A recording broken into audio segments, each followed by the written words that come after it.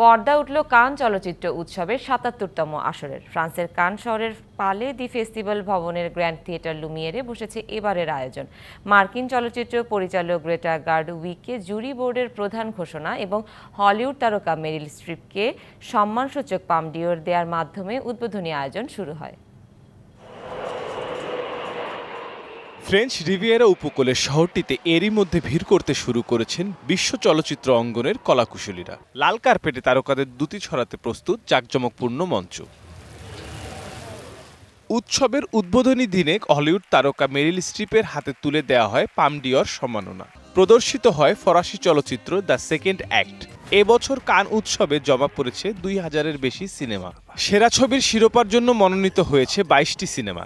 এবার দীর্ঘ ৩০ বছর পরে স্বর্ণপাম পুরস্কারের জন্য লড়ার সুযোগ পেয়েছে ভারতের cinema all we imagine us light.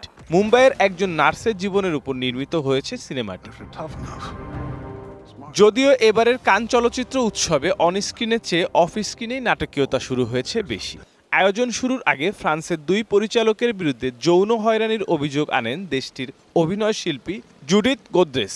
পাশাপাশি স্বল্পমেয়াদী কর্মীদের ধর্মঘটের হুমকির কারণেও শঙ্কা দেখা দেয় উৎসবকে ঘিরে। কান চলচ্চিত্র উৎসব পৃথিবীর অন্যতম প্রাচীন এবং প্রভাবশালী চলচ্চিত্র উৎসব। দক্ষিণ ফ্রান্সের রিজোর্ট শহর কানে প্রতি বছর সাধারণত মে মাসে এই উৎসব হয়ে থাকে। এই উৎসব ১৯৪৬ সাল থেকে প্রতি বছর পালিত হয়ে আসছে। এছাড়া ব্রিটিশ ভারতীয় চলচ্চিত্র নির্মাতা সন্ধ্যাসুরির সিনেমা সন্তোষ উৎসবের আসার্তে রিগা বিভাগের জন্য নির্বাচিত হয়েছে। সিনেমা দুটির পরিচালক দুজন নারী। সিনেমার চলচ্চিত্র এবার উৎসবে জায়গা করে নিয়েছে। মূল প্রতিযোগিতা বিভাগে লড়বে নির্মাতা। কান চলচ্চিত্র উৎসবে এবারের অতিথি তালিকায় Kate Blanchett, Uma Thurman, George Miller, Demi Moore ও ইন্ডিয়ানা জোন্স খ্যাত জর্জ লুকাস সহ তারকারা।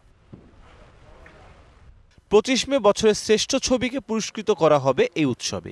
এই উৎসবের ৭৭তম আসরের পর্দা উঠে ১৪ মে। ১২ দিনব্যাপী আনন্দঘন পরিবেশে তারকাদের এই মিলনমেলা চলবে ২৫ মে পর্যন্ত। Mirza Sanowar Hossain, DBC news desk.